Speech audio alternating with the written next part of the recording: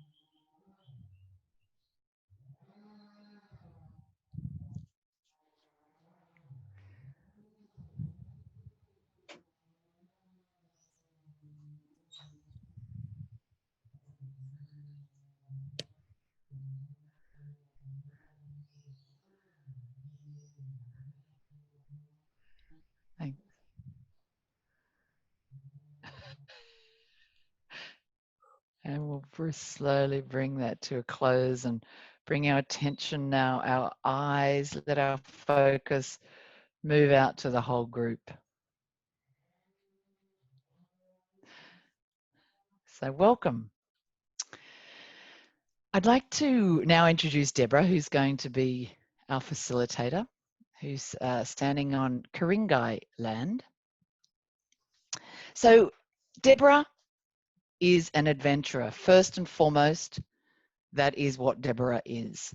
I have known Deborah for a long time, and she's always doing this and going here and going into the mountains, and she's an amazing adventurer. She's a very generous woman, very spirited. She's also within that adventurer.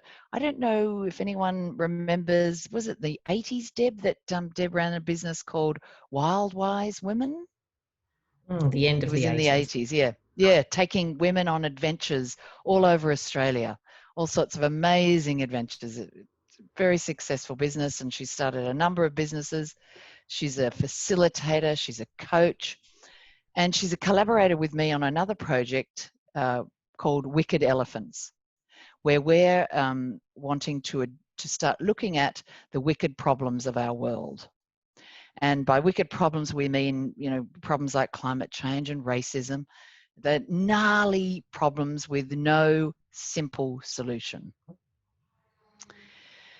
And so, given that this racism is such a gnarly problem for the world, but where we're looking within Australia, Deb's generously stepped into this very dynamic conversation. So I'd like to introduce Deb Collins, our facilitator. Welcome, Deb. Thank you, Johanna, and welcome all of you. I see Juliet joined the conversation. I don't know if you can put your camera on, Juliet, so that we can see. For some reason, it doesn't work all the time, and I'm never quite sure why. Never mind. I can't click it on. Yeah. What you missed was a beautiful welcome to acknowledgement of country and from Johanna, and Deb setting the stage really. And I don't know if anybody else had this sense when you heard that, but all of a sudden the stage on which I was walking onto just became immense. The platform of possibility, but also responsibility that I think we all take, I as your guide today, but also you as participants, when we walk upon this platform and go, yes, I want to do this work. Yes, I want to grow. So I just really acknowledge all of you for, you know, showing up today, because I think it's a really significant step that we take to show up. So thank you for that. Today, I do want to take you on an adventure, and I, like everyone else, have adapted to Zoom. So our adventures are now on Zoom. I should be in the mountains as we speak, but I'm back in my home.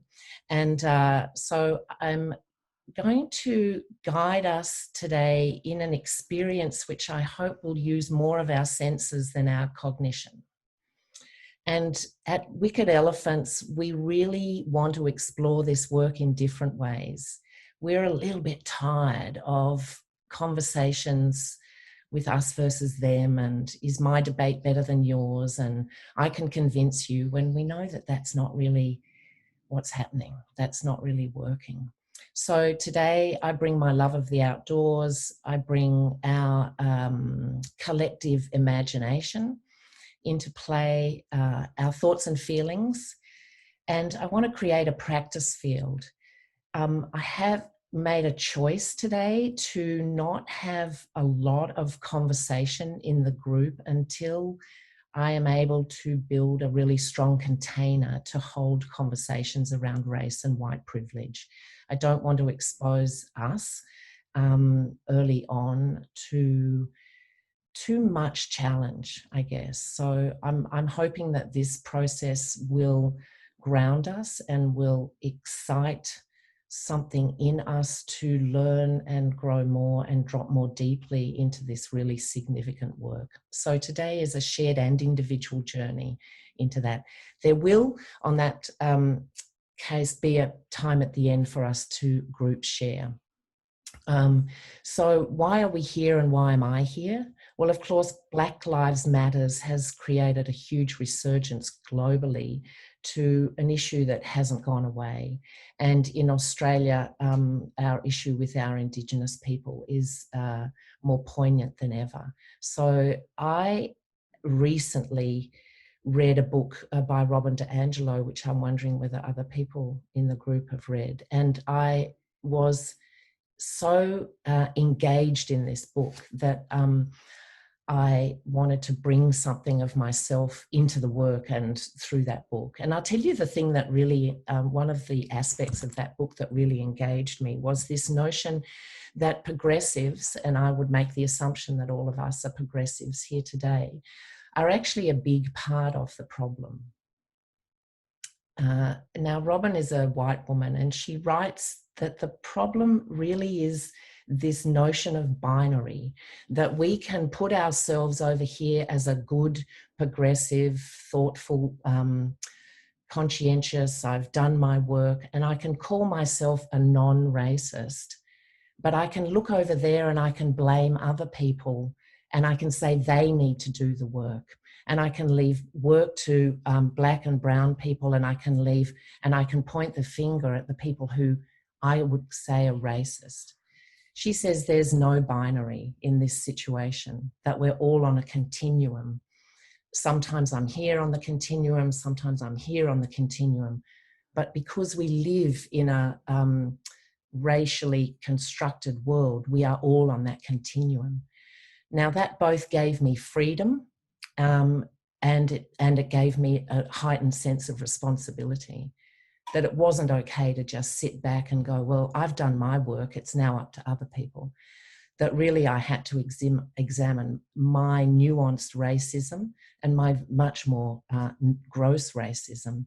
So that's why I'm here today. I'm not here as an expert. I'm not here as someone who's worked in Indigenous cultures. I have sat on country and explored a tiny amount of country in our fabulous island, but I'm not here as an expert. What I am here as is a facilitator who wants to gather people together and do this work.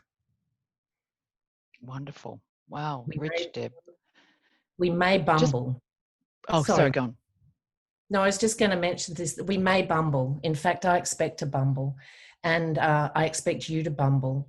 And I think that that's okay. I think that we must, because if we don't, then we're not really attending to all the aspects of my own racism if we can't share that together.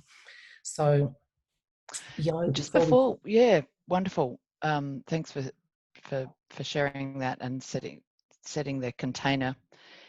I just wondered the name of the book. I don't know if everyone knows what that name of the book, and if you could write it in at some stage so people can see. Robin DiAngelo. A White Fragility. White Fragility. Yeah. And I just wanted to acknowledge, I love that bumbling and the owning of that bumbling, because I know for me, as a white progressive, I feel like I should know more and I should know how to manage this conversation, but I don't, even around the acknowledgement of country, which I've been doing for a long time, and I still feel like I bumble with it. So to be able to just say, yes, there is an element of bumbling in there, and I apologize. And in that, I want to come forward. Yeah. Suzuki Roshi actually once said, giving a talk is making a mistake on purpose.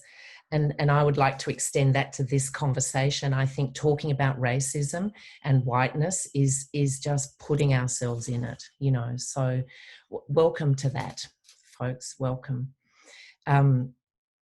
Today, I would like to take you on an adventure, and I would like to start with a check-in. So just quickly from everybody, how warmed up are you to go on this adventure? What's a quality or feeling in you today that is here and ready for this adventure? And Deb, did you want people to speak that or just chat? I would like people to speak that, but if we are a little short on time, so just a couple of each, no more than a breath, please, folks. Just how do you show up today for the adventure? Tiff. Been hungry for this for a long time. Great. Thank you. Sue. A great sense of anticipation of a deep conversation. And Joe. I'm really curious and excited where this is going to go. Wonderful. Yep, is. Oh, you're on mute. Something's muted there.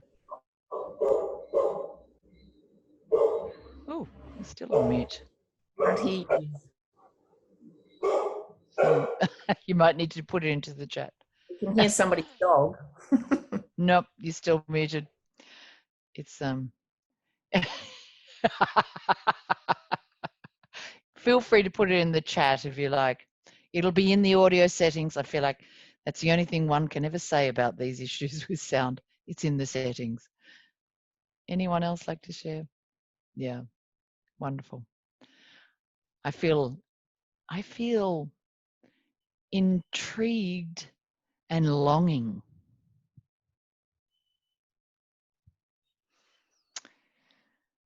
I'll just quickly say something that I really know very little about this issue, so I'm just very interested to what you will come up with, Deb, or what you will be saying. Thanks. I'm curious about if this conversation is going to be similar or different to the conversations I've had in the United States this year, to see if it's a global thing or if it is different in different parts of the world. So I'm curious. I also am curious and intrigued because I've started to bumble my way through recently. Right. Thank you, everybody. Now, what I will ask is that we all go into video settings and turn on, hit hide non-video participants, please, in your video settings, because in a moment, I'm going to ask you all to turn off your videos. And just while we're there, Deb, Iz has written, I am unmuted but does not work. So she wanted to say she's curious and would have loved to have more non-white presence. So I wondered if you want to speak to that, because that has question has come up. Thanks, Paula. Is said it. Is sorry. Yep. You know, it's my opinion, and also I guess working with Robin DiAngelo's work, that this really needs to be done with white people, and I would not ever say that's exclusive. I wouldn't want to exclude people from coming to this conversation. But it is about privilege, and it is about us. So, you know,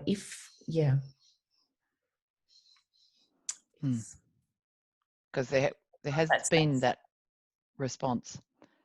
Yeah, well, I think it's a knee-jerk. You know, we've excluded so many people in the past that now are we excluding people again? You know, like it kind of messes with our head a little bit. But I think it's a little bit like, you know, the provocation to men to go away and do some work on patriarchy and to get a little bit more of an understanding about feminism. Do women always want to be doing that work with and for men? You know, like it's time for us to kind of retreat a little bit and to be able to come forward into a culturally mixed society, having done our work. We still can't hear you, Is. Yeah. There's just a couple of Yes, things that's in the chat. About as a second generation migrant, and certainly my inclusive circle did always include you know, Asian people of origin, and also, you know, also there are some Aboriginal people who have, you know, who identify as Aboriginal who look white. So they've had white privilege, but they've actually got Aboriginal heritage. So, you know, there's no really strict lines about this, as I said, but I do think that, you know, let's bumble around and yeah, see where it gets us as a bunch of white people exploring whiteness. So, and just lastly, Paula wanted to say that she's been sitting with deep despair and rage at the injustice of systematic racism. Yeah. And I'm just going to go over the video settings. I'm not sure if everyone got that. So it's, if you go to your video, you know, the icon down the bottom, usually on the screen, where it says stop video and the little arrow up, you open that and you go to your video settings. Yep, and you open your video settings. And if you scroll down, you'll see under meetings, there's a checkbox that says hide non-video participants. Oh. Has everyone managed to get that? What we could do is, if everybody turned off the video, then we could see, and then we'll begin the our trek for today, folks. And Johanna will show us where we're going. Okay, just give me a moment while I just sort out this. Lose Tiff. There we are. Now, Tiff, we've still got you on, so we need your video settings off, if you could. Yeah. So Tiff, yeah, I can talk you through it if you like. Have you found your video icon and opened the video settings and found that checkbox? It says hide non-video participants. If not, I'll just start, Yo. Yep. I think it looks like it. Okay. We're here in the base of the mountains in Aotearoa, New Zealand. We're going for a trek into these glorious mountains called the Craigieburn Range. I invite you to join me on the mountaintop. Tiff, we need your video off, please. Thank you. We can see where we're going. We're setting out for a day. We'll return to where we came from. What we don't see, though, is what's building behind us and all around us. Is it fog? There's a white blanket that's descending on us. At first, we can see 100 feet ahead of us, then 50, and then 25. It's reducing so quickly, then it's 10, then it's 5 feet, 2 feet, until it's complete whiteness. Where are you? Tiff, Paula, Juliet, where are you? I spin around, but I can't see any of you. I don't know which way is back and which way is forward. All I can hear are your voices. Some are further away than I want them to be. There's chaos, everybody's talking. There's a lot of confusion. I'm feeling immense discomfort. What's happened? All of a sudden we're in a whiteout. This is really dangerous. People get lost. People perish because they can't find their way out of this. Really feel this discomfort. I can't feel anything else. Can you feel this discomfort when you have no sight, no visual markers anymore, when you really don't know which is up and which is down? I mean it. You can't get a 3D sense anymore. As an adult, when did this happen to you last, that you don't know how to navigate something, that you've got no idea which way to step? There's just these voices and this noise and this mess, and hang on. Feel this discomfort. Pause. Feel this discomfort. Where is it? Gather myself in. Gather us in. Let's step back. Let's take refuge together. We huddle. We sense each other. We are bumbling. We don't quite know, but we're gathering in, looking to inner resources. We've made a choice today. We made a choice as privileged people to walk into these mountains, to walk into this whiteout. Let's slow this right down. Let's listen. Let's draw on our resources. We can navigate this.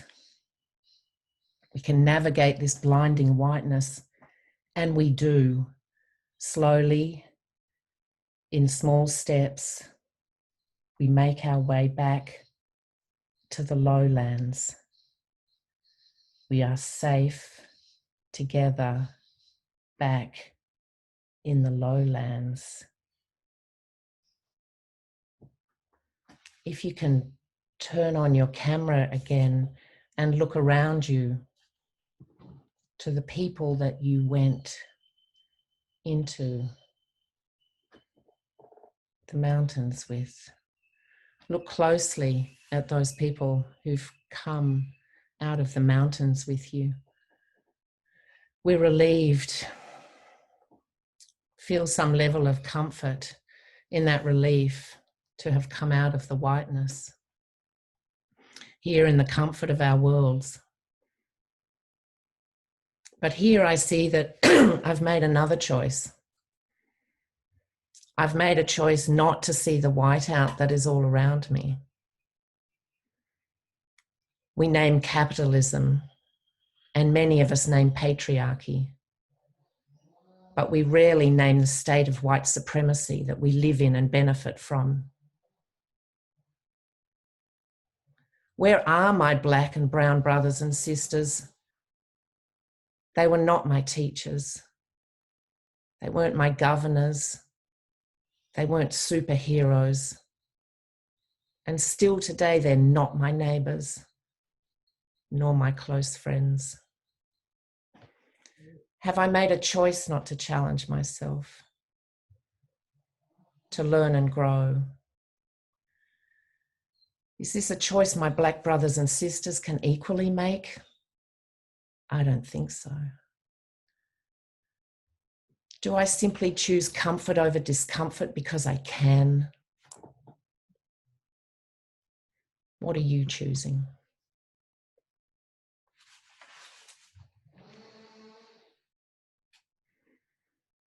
Let's just pause for a minute, folks, of silence and just your own reflections. And then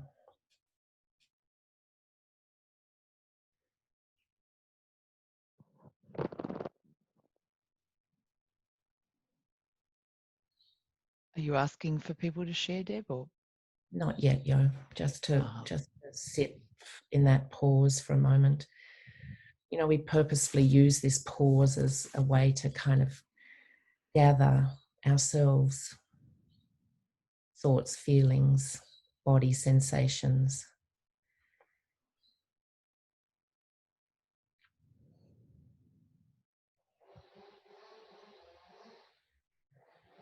I want to do a reflective meditation practice.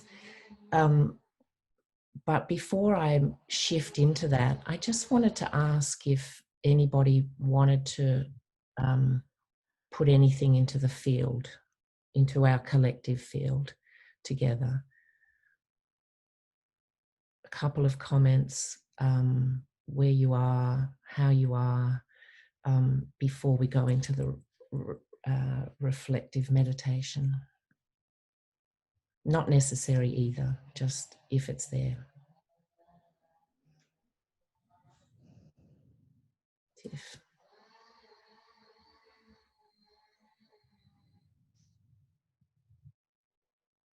Is hopefully we can hear you. I think you can this time. Still very slight. You might need to speak up.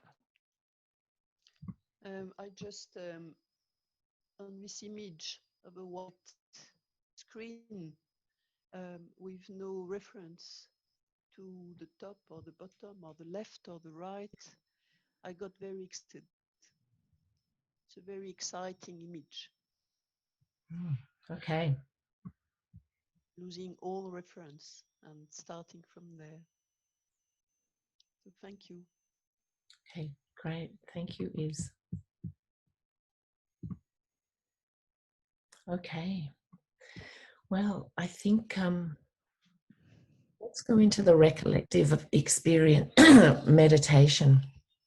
Folks, if you would like to, you can turn your camera off. I think that's fine. If you want to leave it on, please do. So this is a meditation to settle our nervous systems.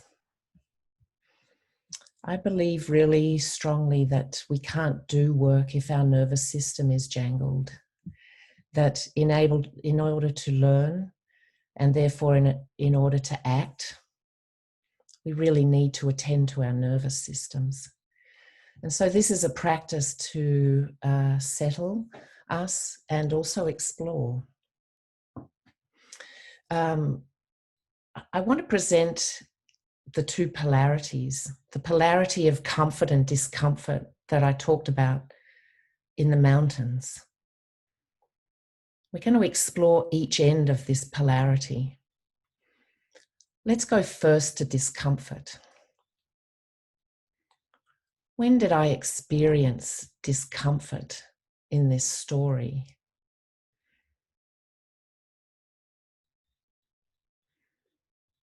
What images, thoughts, or questions were triggered for me?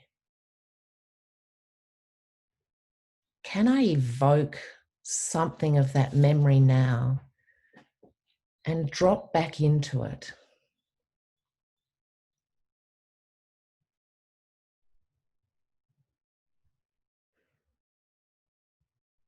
Can I identify where that discomfort is? Is it in my kidneys? My mind, my throat? Is my throat constricted? I can feel my arms pulled back into my body, holding close to my chest, constricting my chest a little bit as my breathing is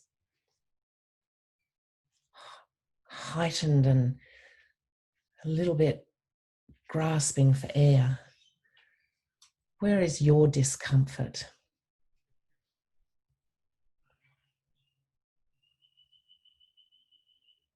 Lean into that discomfort. Lean into the glimpses in the story or the memories that this brings up. Whiteness in your life, not knowing how to navigate something, being a beginner, bumbling your way through, making mistakes, feeling shame, feeling guilt.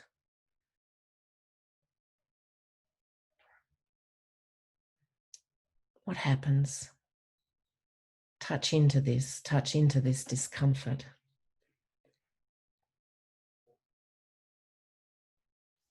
If it gets too much, step back. Step back and look at where you've been and what you've been looking at and feeling, and breathe.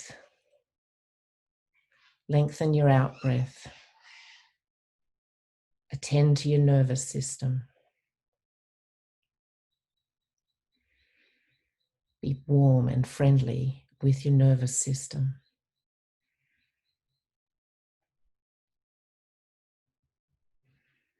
This is taking refuge. This is stepping away from the discomfort temporarily to settle yourself, to be able to go back in,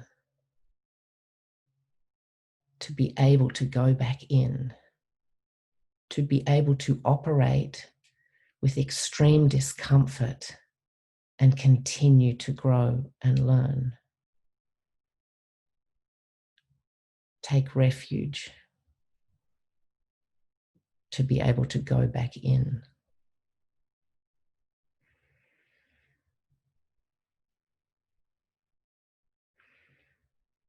Now, let's go to the other side of the polarity. Comfort. Where did you experience comfort? What was that like? When you looked at everybody in the lowlands, when you returned, did you get a sense of comfort? We did this, we survived this, we did navigate this virtual experience. Where's your comfort in whiteness?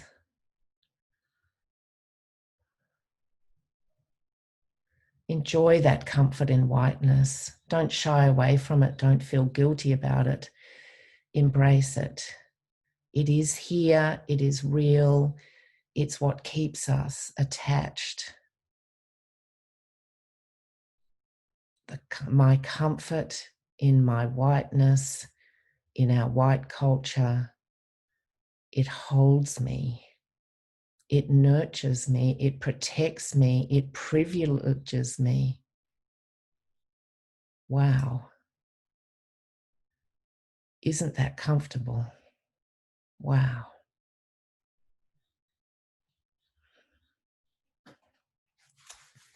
Experience that. Don't shy away from that.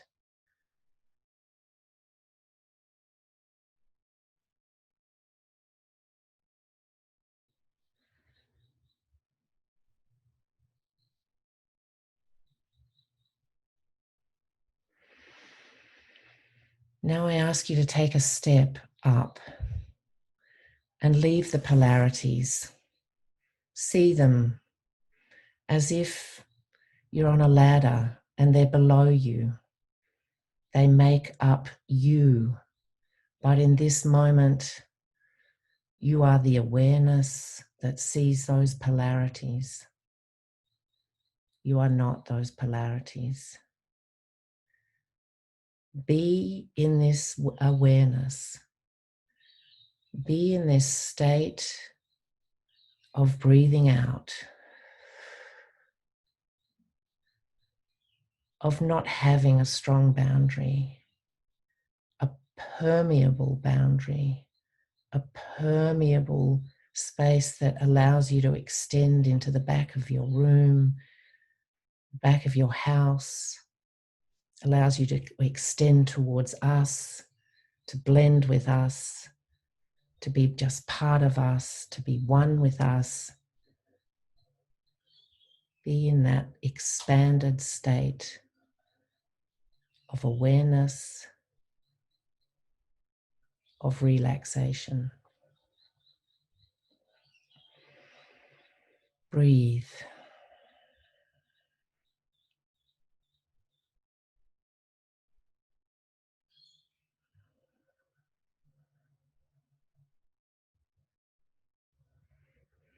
See that there are no boundaries, just spaciousness.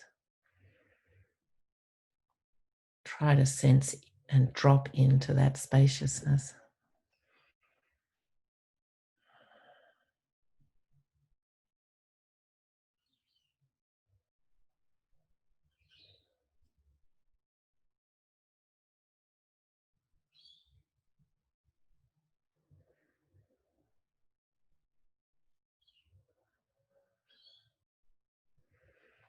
I ask you to step up again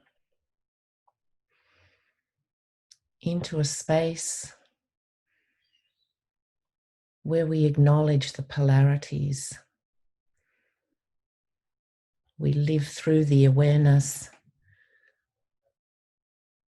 as if we can dance. We can dance some form of integration.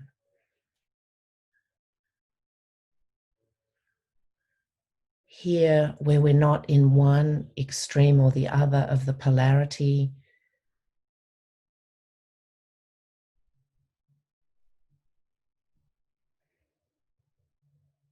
but we've taken the awareness, the perspective and the experience of that, and we develop a free functioning, a flow between those polarities, a state of awareness of those polarities, a working with those polarities and with myself and with you. We learn to be in this world of whiteness. We learn to deconstruct and understand much more deeply, and we learn to act.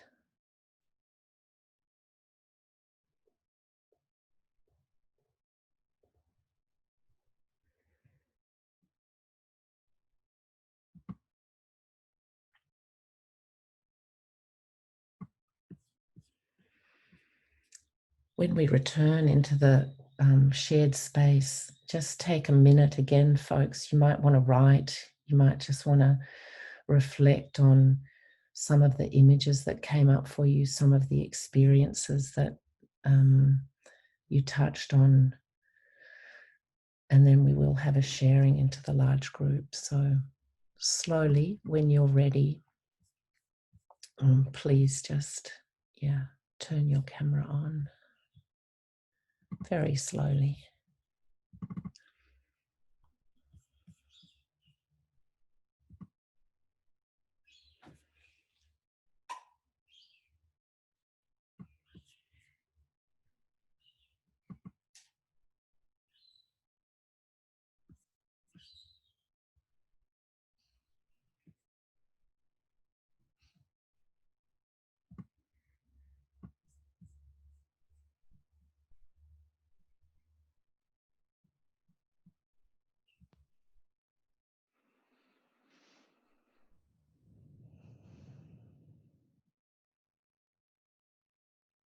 I think we're still missing a couple of people who we might invite back into the room. Is that right? Or have we got everybody? Yeah, there's a couple of non-video. Maybe they're sitting with what? I'm here, but sorry about the camera. Just not, I can't get it to work. No worries. I just want to ask us to share now and how you are in this post-adventure state, And yeah, what's alive in you?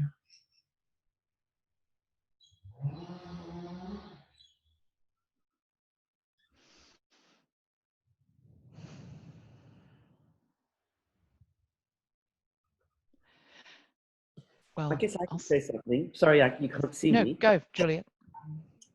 That I came as a migrant in 1980, so most of my life I've lived here in Australia, and just being aware of the absence of any indigenous presence in the city, and also walking on beaches and seeing middens. I'm always looking out for middens.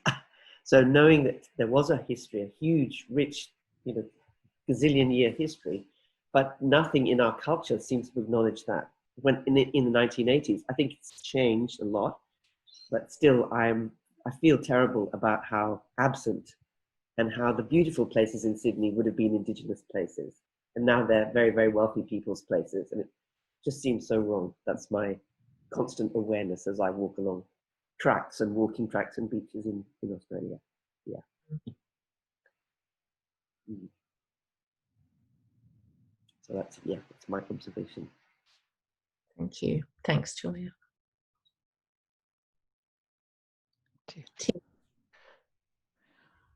I feel grateful that we've now found each other as a community to be able to explore this in a accepting, bumbling space. So I'm grateful for this bumbling community, and I appreciate, Deborah, what you were saying about taking refuge to be able to go back in and work with extreme discomfort. I've been practicing sitting with discomfort and not trying to run away from it in a whole heap of different scenarios. And I think as things change, as we challenge the perceptions and the beliefs that are so ingrained in us that we believe them to be the ultimate truth, it's uncomfortable when we realize there are other ways of experiencing the world, and that our truth is not everybody's truth. And being able to step forward, like being in that whiteout, which way is forward? That is a scary thing to do. But I think giving myself the permission to make mistakes, because I'm going into this with good intent and an openness to learn and be taught, and that this is our work. This is I can't keep relying on First Nations people to teach me. I need to do this work. This is my responsibility. This is my work, our work to do, to learn and to keep growing. So thank you. Yeah, thank you too. Thank you.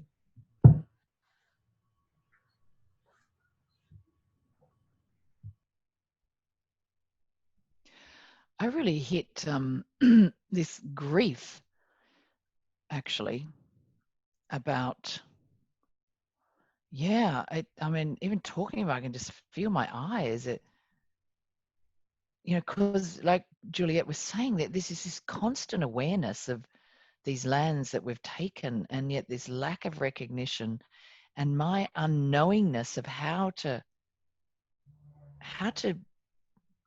create this relationship, and all these memories of my, what's the word? Is it ineptitude or discomfort in connecting with Indigenous people in different ways, and feeling my whiteness and being in that whiteout in that moment. They're just this enormous grief, actually.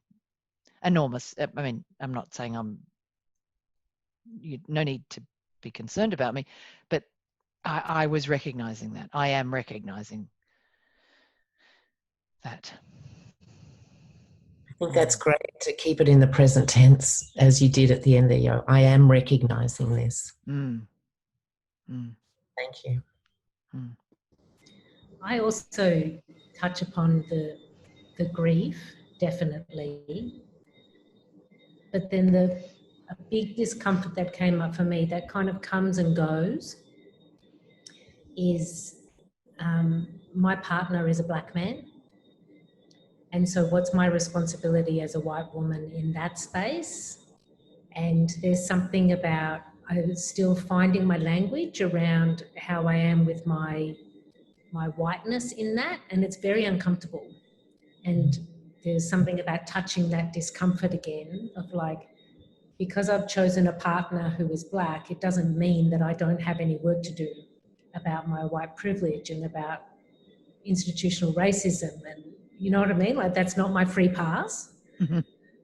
No? And it's there's something there I can't even articulate it. There's just something there around, something there for me to learn and be with. But all I'm aware of at the moment is just the discomfort that I feel about my not knowing, my white out in that. About I have a global relationship to it, which gives this grief, but now I have this very personal relationship, which has brought it home, literally. And I'm in the white out with that. With how do I have those conversations and be in that? Yeah.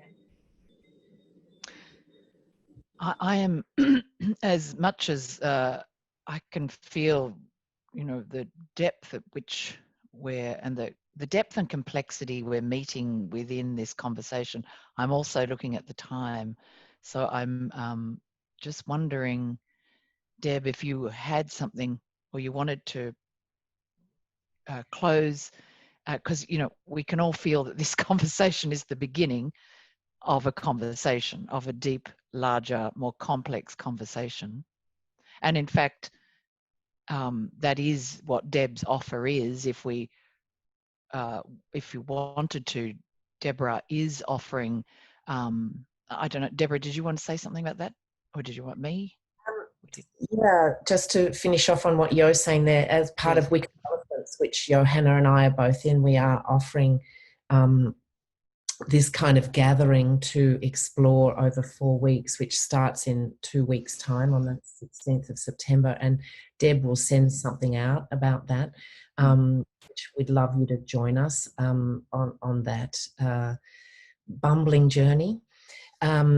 But I'm really, you know, we do only have a couple of minutes, so I'm just really sensitive to what else is in the group and what else is with people. And I guess we could invite one more person if you'd like to speak, and if you don't, that's absolutely fine. But I would then just encourage you maybe to speak to somebody outside of this group in the day about how this landed for you and how you are with that now, because you know, a big part of what we want to create is that we can do this work together. I think, as Deb, you know, pointed out, this is not a neat little linear progression. This is a life's work. And I think we owe it to ourselves and our black and brown brothers and sisters to engage in this work for the rest of our lives. And so today, can you have a conversation with a close person and talk about your experience this morning, or write about it, or just keep it alive would be my kind of provocation to you. Not to kind of go, well, I did that this morning, but to try and keep it alive, and what's still alive in you tomorrow and the next day. And yeah, that's my hope, really, that we've just, you know, planted a seed, watered a seed. And if anyone else would like to talk into the circle before we finish, then I'm most grateful for your collegiate adventuring.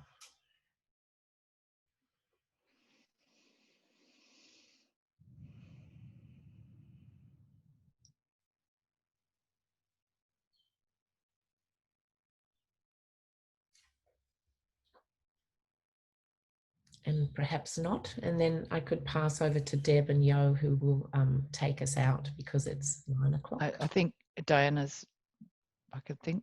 Yeah. Oh, looks like she's going to. it's I want to go back and watch the recording of this and go through it again. And I was very much aware of that going through it. I'm sort of in a different position at one level because I started to work through this quite intensely last year when I became a YAPA practitioner. And YAPA is a wellness modality created by Indigenous Australians. So I'm surrounded all the time with this, and it's really quite interesting just feeling with this. So there was a lot of things happening there, but my head was just sort of, I didn't go enough into my heart with this because I was listening with my head, which was interesting. And the other thing that kept popping up for me was that in another world that I belong to, that's English group of people, and there's a guy that works in the prison systems, and he posed a question to me that just been really sitting with me, and he said, how often do you sit in the grey? And that's where I've sort of been trying to look at things like this, is look at, you know, the polarisation, is look at trying to sit in the grey and different greys. Yeah, so I don't know if that's added anything to the conversation, but it's just been very interesting. No, that's great, Diana, and thank you for acknowledging yourself and also, you know, many people who have done lots of work in this area and bring that to us. So thank you for your A lot more to go. Yeah, of course, but thank you.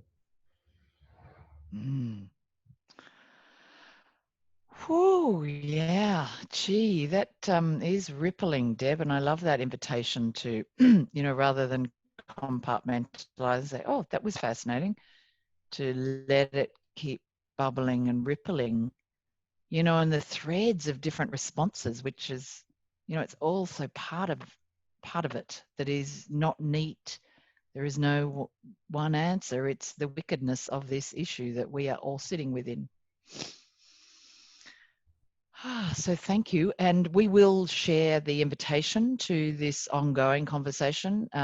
Deb will follow up with the recording and an invitation to this, to join us and in this larger, longer conversation where we can go